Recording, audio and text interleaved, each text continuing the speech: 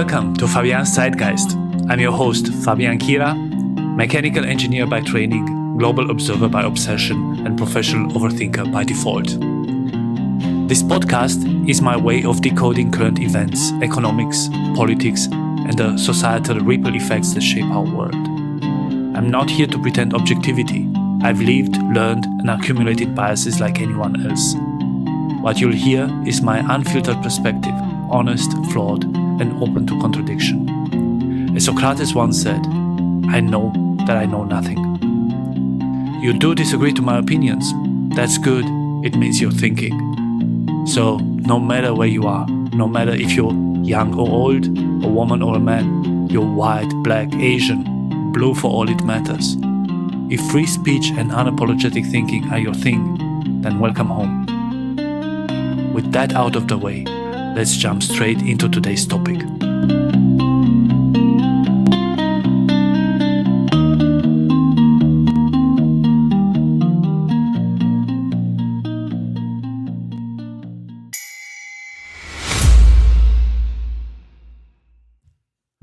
For most of my life, the big fear I heard was overpopulation. Too many people, not enough resources. But in the past few years, that conversation has shifted. Quietly at first, louder and louder over the last couple of years. Now, some of the smartest people in the world are worried about the exact opposite: population decline. That's right, too few people.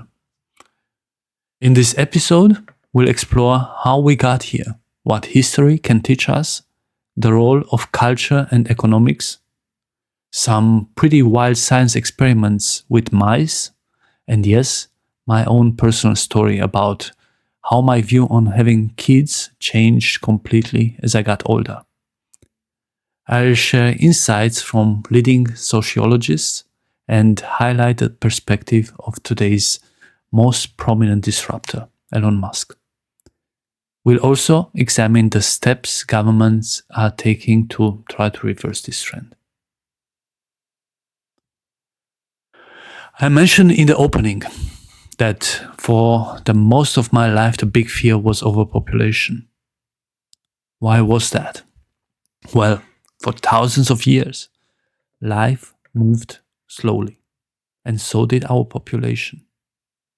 Back in the 1800s, Earth was populated by just over 1 billion humans. That's smaller than India's population today. Why so few? High birth rates were balanced by high death rates from disease, hunger, and war. Many children didn't survive past childhood. Then we got the Industrial Revolution. Suddenly, we had steam engines, factories, railroads. Life changed fast. Farms started producing more food. Medicine got better, with vaccines and improved sanitation, helping people live longer. But it's not that people just lived longer. It meant that fewer kids died young. So more children grew up to have families of their own. And that's how the population started to take off. The result? Population exploded. By 1900, we had 1.6 billion. By 2000, the Earth was the home of more than 6 billion people. Imagine that. 4 times more people on the planet inside only 100 years. And you know why it's striking? Because the 20th century wasn't exactly a peaceful one. During that century, humanity endured the World War I with roughly 20 million dead, the Spanish flu with additional 50 million dead, then we had the World War II with 70 to 80 million dead, other conflicts and genocides like the Korean War, Vietnam War, Rwandan genocide, the Yugoslavian wars, you name it. We had plenty of those. But even combined, these catastrophic events killed somewhere around 200 million people. It's a huge number, but it's tiny compared to the net population gain of over 4.5 billion during the century. So, why did the population soar despite these tragedies? I already mentioned medicines. We got improved vaccines, antibiotics, public health systems. They got rid of diseases that used to kill millions. Then agricultural revolution. Tractors and mechanical harvesters revolutionized farming efficiency. The farmers were able to cultivate and harvest much larger areas than ever before. Then we got chemical fertilizers. Thanks to the Haber-Bosch process for nitrogen fixation, and we also got powerful insecticides that dramatically boosted crop yields. Later, the Green Revolution of the mid-20th century brought high-yield crop varieties, irrigation techniques, and improved farming methods. By the late 20th century, bioengineering and eventually genetically modified crops further pushed the limits of agricultural productivity. Another huge factor was sanitation and clean water. Before modern plumbing, sewage often ran through the streets, contaminating drinking water and spreading deadly diseases like cholera and typhoid fever.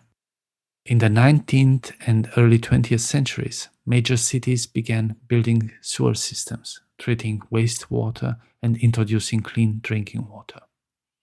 Then came water chlorination and filtration, which practically wiped out entire class of waterborne diseases in developed nations. Think about it.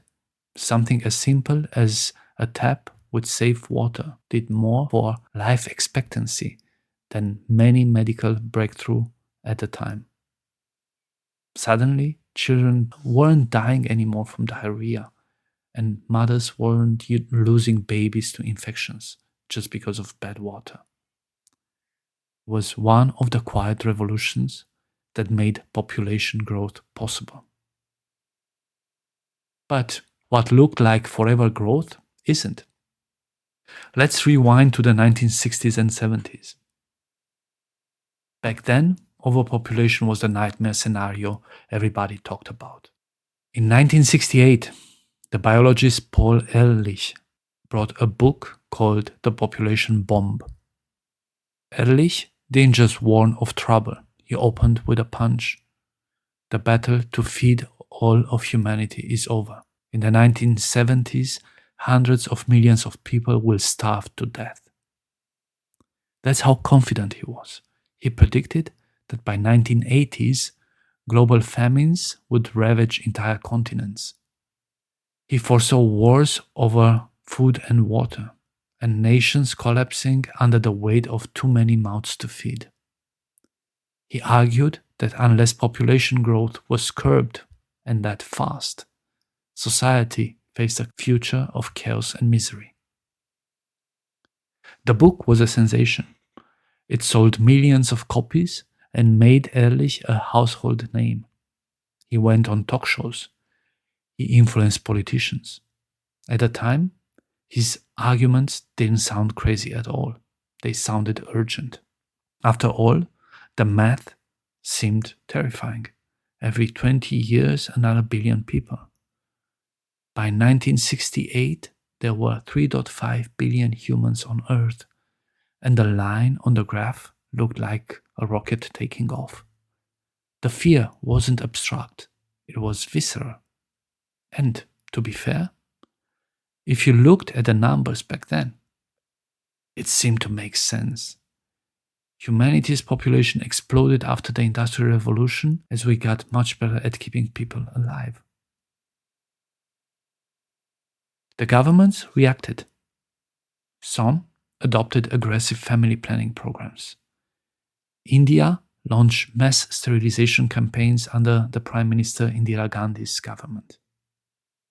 Millions of men and women were sterilized, often under coercion, in an effort to slow population growth. This program was deeply unpopular and left lasting scars on public trust.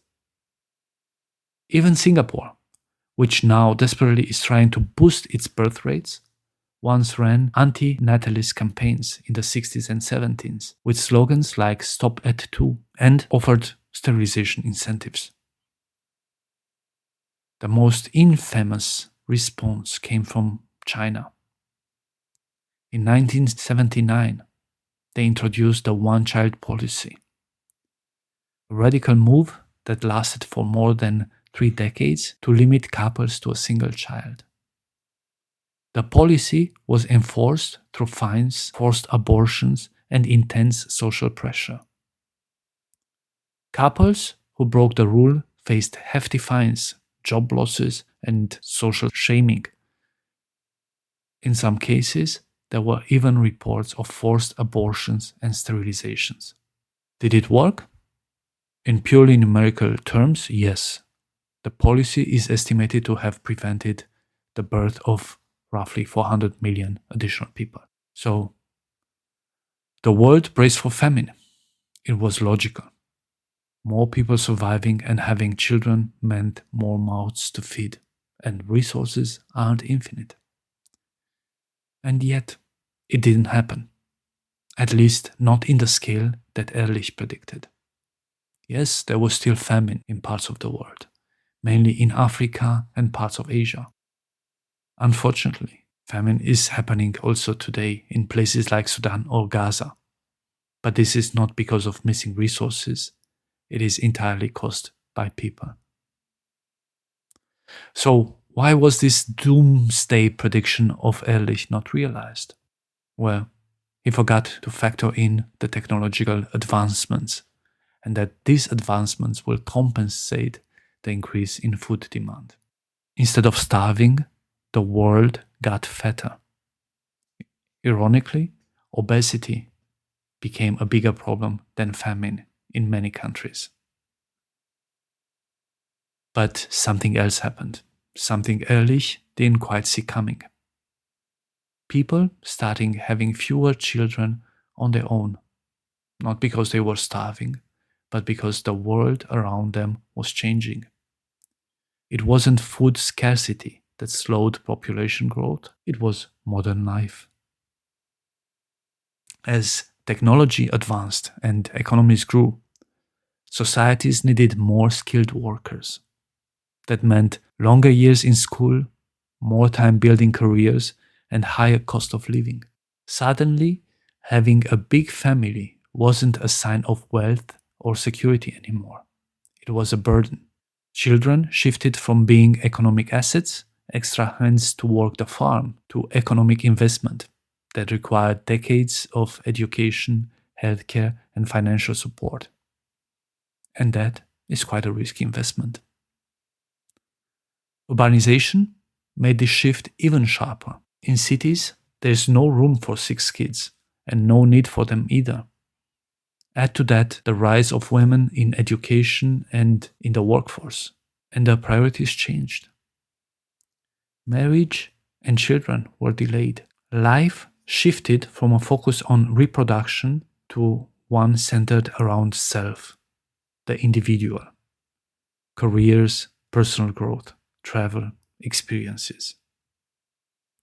Traditional family bonds loosened as individualism took precedence, with people increasingly defining their lives by personal ambition rather than inherited roles or obligations.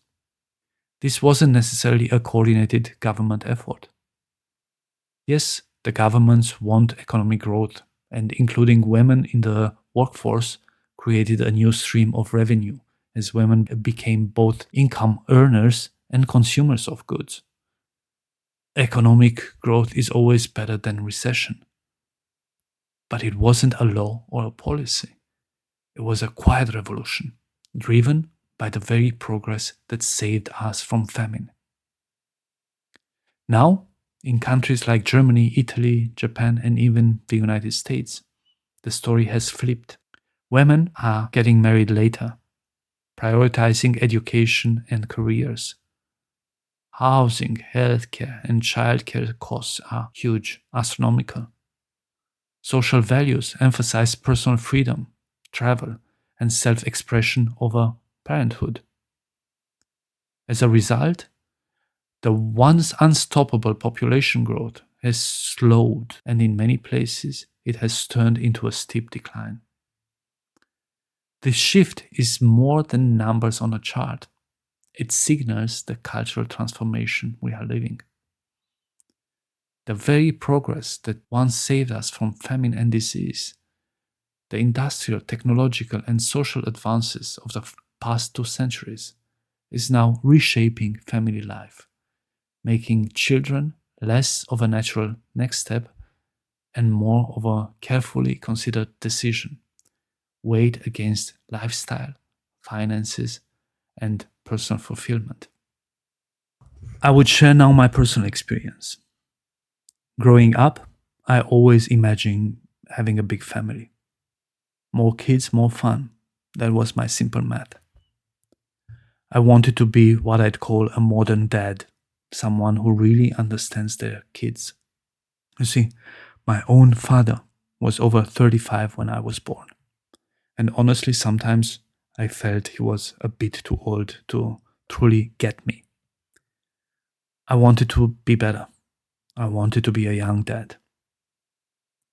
Then I grew up. I went to school, then university, and built my career step by step. By the time I got married, I was already 33.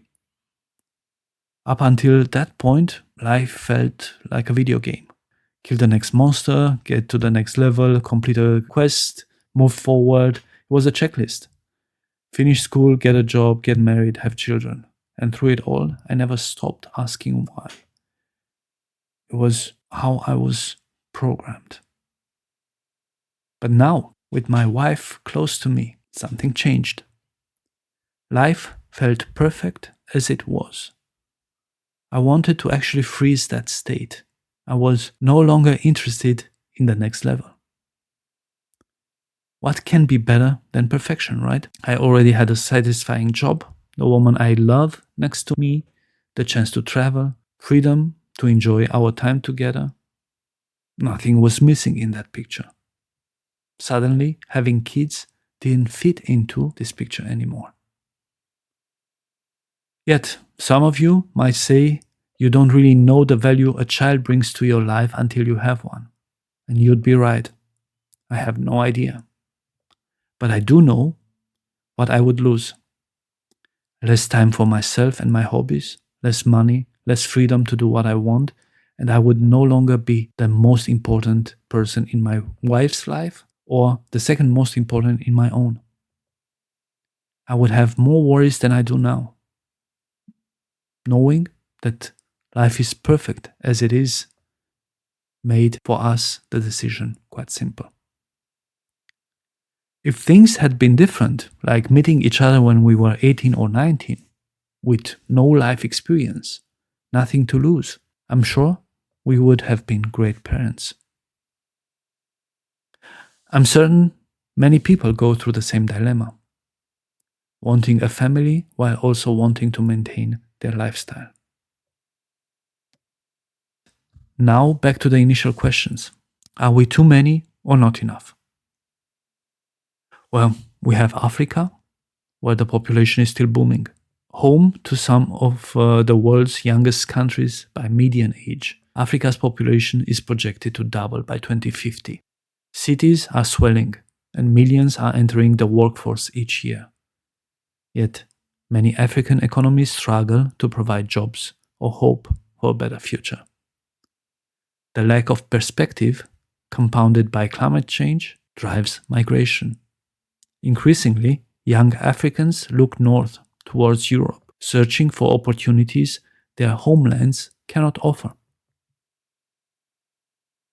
On the flip side, in other places, instead of worrying about too many people, countries are now worried about having too few. The replacement fertility rate, the number of children each woman needs to have to keep the population stable, is about 2.1. That accounts for replacing the parents and making up for those who really can't have kids. Right now, most Western countries are well below that 2.1. Some examples. By 2023, the number of children per woman was 1.26 in Japan, 1.24 in Italy, 1.46 in Germany, 1.64 in the United States. China, after decades of its one-child policy, the number of children per woman has dropped to around 1, an astonishingly low number. But does it really mean that we are dying out as a species if we are under the replacement fertility rate? I hope not. There are still parts of the world with more than healthy fertility rates. But here is a story, a cautionary tale I want to tell you about. Let me take you somewhere a little strange. Back in the late 1960s, an American ethologist named John B. Calhoun set up an experiment that has since become legendary, and frankly, a little creepy. He called it Universe 25. Calhoun wanted to see what would happen if a population of mice had everything it could possibly want. And I mean everything. Unlimited food, constant water supply, cozy nesting spaces, no predators. Basically, a rodent paradise. Mice, as far as he was concerned, had hit the jackpot. The cage, or utopia, as Calhoun called it, could have physically supported 3,840 mice if space alone was the only factor. Firstly, he put in 4 males and 4 females. At first, the mice thrived. In the first 55 days, they began to multiply rapidly. By day 315, the population had reached 620, and they were already beginning to form complex social hierarchies. At this stage, things were still okay. Territories were respected, mating continued, and social roles seemed stable. But then the cracks appeared. Around day 560, when the population hit somewhere around 2,200, strange behaviors emerged. Aggression increased, with dominant males attacking weaker ones. Mothers began neglecting their young, and some even killed their offspring. Then we had some of them withdrew completely, refusing to mate or socialize. They were just eating and grooming themselves. Mainly males, and Calhoun called them the beautiful ones. The population continued to rise, but social behavior deteriorated sharply. By day 600, the colony had reached its peak, around 2,500, far below the theoretical capacity of 3,840. And yet, despite all the food and space still available, reproduction began to decline. By day 900, the population was shrinking, and the colony was on the path to total collapse. Around day 920, the last surviving mice were mostly these beautiful ones, the isolates, and the aggressive males. They did not breed, though, so the population went extinct. Despite unlimited food and perfect conditions, the population stopped growing. Eventually, it declined. Calhoun called this phenomenon a behavioral sink, a collapse of social behavior triggered not by famine or disease, but by overcrowding and social stress. In other words, abundance without meaningful social structures can be worse than scarcity. Now, let's pause here for a second. You might be thinking, sure, mice freaked out, but humans aren't mice. True. But Universe 25 holds a mirror to some of our modern anxieties. Think about today's megacities. People live in tiny apartments, stressed out, isolated from meaningful community. Mental health problems are skyrocketing. Social bonds are fraying. And despite access to resources, many people delay or avoid having children altogether, perhaps subconsciously aware of the pressures of modern urban life. Calhoun himself warned that the experiment wasn't about mice alone. It was a cautionary tale for humanity. Resources and comfort don't automatically create healthy, thriving societies. Social cohesion, meaningful relationships, and a sense of purpose are just as critical. There's something almost poetic and chilling about Universe 25. A perfect utopia with every need met becomes a dystopia when social behavior collapses. It's like a horror story for sociologists. The very abundance that should save a population ends up undermining it from within. And here's the kicker. While humans are far more complex than mice, the behavioral lessons are still worth thinking about. As Western societies face declining birth rates, aging populations, and loneliness epidemics, Universe 25 whispers a warning. Population numbers alone don't define survival or happiness. How we live together matters just as much as how many of us there are. So, next time you hear about overpopulation or depopulation, remember the mice of Universe 25. They had everything, and still they fell apart. But let's see what the sociologists say today. When it comes to human population trends, some of the world's top sociologists provide their insights. Nicholas Eberstadt is a political economist known for studying demographic decline. One of his most recent and widely discussed essays is called The Age of Depopulation: Surviving a World Gone Grey, where he argues that humanity is entering an era of global population decline, not due to disease or disaster, but because of a collapse in fertility. Societies will face challenges like shrinking workforces, aging populations, and changing family structures.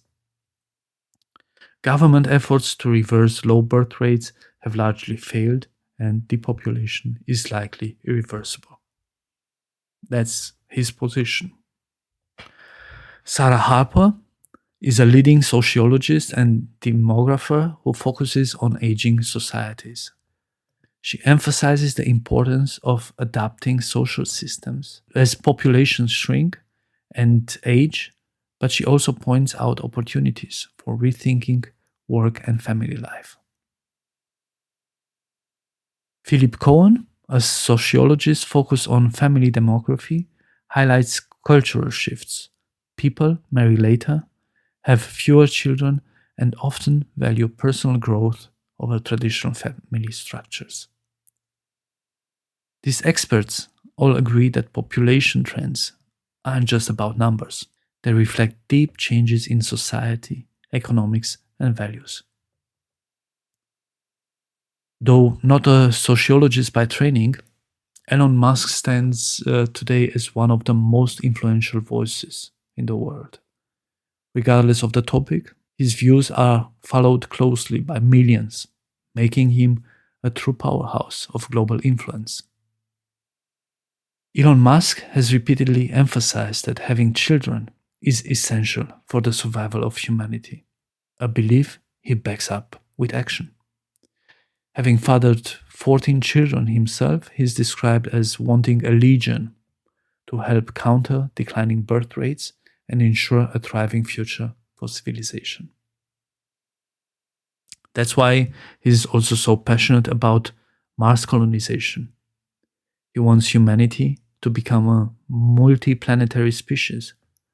By building a colony on Mars, Musk believes we can safeguard the survival of human civilization in case Earth faces catastrophe.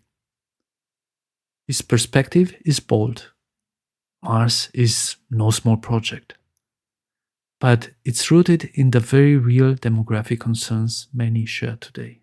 Remember Universe 25. Although I sometimes find his actions and comments unconventional, I can't overlook the tangible impact he's had on the world, or deny that behind it all lies a brilliant mind and an extraordinary amount of work and effort. Okay, but are governments doing something about this population decline? Is there no way to kick off another new baby boom? Well, it's not like there are no initiatives. Actually, some governments are panicking to reverse the population declining trend. But so far, with not too much bang for the buck. Many countries are throwing money at the problem. Hungary offers interest-free loans to young couples to buy a home, or these loans get partially or fully forgiven if they have children. France provides generous family allowances, subsidized childcare and parental leave. Japan and South Korea, they pay cash bonuses per baby, sometimes thousands of dollars, plus subsidies for schooling and housing. Unfortunately, studies show that while these incentives are good and can provide a temporary bump in birth rates, they rarely reverse the long-term trend. Why? Because the problem isn't just money. In fact, sometimes having enough money makes the choice even harder. When people have disposable income, they have endless options: travel, fine dining, hobbies, personal growth. Also, if you compare with areas of the world where the population is still growing, they are not necessarily the most affluent ones. So, what else can it be if it's not money? In modern societies, time has become more precious than money. Children don't just cost euros or dollars, they cost years of your life, flexibility, and freedom. Sure, governments can deposit cash into your account, but they can't give you back your weekends, your sleep, or your freedom. In this context, Nordic countries like Sweden, Norway, Denmark are famous for long parental leaves shared between mothers and fathers, plus heavily subsidized childcare. The result? They can see slightly higher fertility rates than the EU average, but it's still below the replacement level of 2.1. Other countries like Germany and Canada are banking on immigration to plug the demographic hole. If you can't make enough babies, you bring in young workers from elsewhere. And economically, that makes sense. Someone needs to pay taxes, keep industries alive, and fund pensions for the growing number of retirees. But here's where things get controversial. Some conspiracy theorists call it the Great Replacement, claiming there's a deliberate plan to replace native populations for cultural or political control. Sounds dramatic, right? The truth is a lot less exciting and a lot more boring. I don't think it's a secret plot. It's simple math. When birth rate is going down, you either accept economic decline, invent a fully automated robot economy, or, you guessed it, invite people in. Governments are picking option number 3. But here's the big question. Is this sustainable? At first, immigration works. New arrivals are usually younger, they work, they pay taxes. But over time, they adopt the same lifestyle pattern as the local population, delaying marriage, prioritizing careers, and ultimately having fewer children. That means the birth rate problem just shifts forward a generation or two. So, unless you keep immigration flowing forever, you're still staring at the same demographic cliff, just a little further down the road. And constant immigration brings its own challenges, like housing shortages, cultural integration, political backlash. So, is immigration the ultimate fix, or just a very long delay button on the inevitable? I guess we'll see. China reversed its one-child policy in 2016, then introduced a three-child policy in 2021, plus propaganda campaigns encouraging large families. However, the result is less than encouraging. Fertility keeps dropping, even below Japan's, because the economic and social pressures of raising kids are enormous.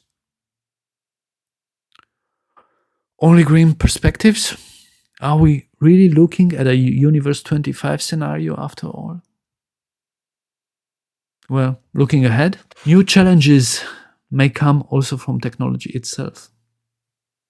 Artificial intelligence is transforming the workforce and society, but it also raises questions for future parents.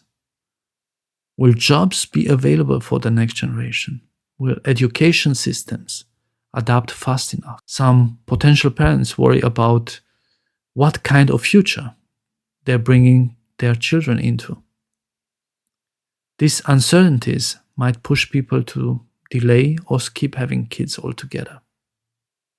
On the flip side, AI could help improve healthcare, parenting support, and education, making family life easier in some ways. It's a double-edged sword, and only time will tell how and if it will impact demographic trends noticeably. So, what do we take away from today? In much of the Western world, individualism rules. People chase freedom, careers, travel, self-expression. And those are amazing things. But here's the trade-off. They make raising larger families harder than ever. We need to rethink what family and success really mean. It's not about pressuring anyone to have more kids. It's about creating a world where choosing to have children feels possible and positive, where parenthood doesn't feel like giving up everything you've worked for, but adding something deeply meaningful to it. Yes, practical tools help: financial incentives, parental subsidies, childcare. They make life easier. But real change? That comes from culture, from hope, from believing that our children can inherit a future worth living in. Maybe that means less hyper-individualism and more community. Less just me and more us. Less fear of responsibility and more belief in a shared purpose. Because the story of humanity has never been just about numbers. It's been about connection, about purpose, about the values we pass on and the ties that bind us together. Even if there are fewer of us tomorrow, what matters is the quality of our lives and the legacy we leave behind. And maybe the next chapter of humanity won't be defined by how many we are, but by how deeply we choose to care for each other. That's a future worth building, because the future isn't something we wait for to happen. It's something we create, one choice at a time.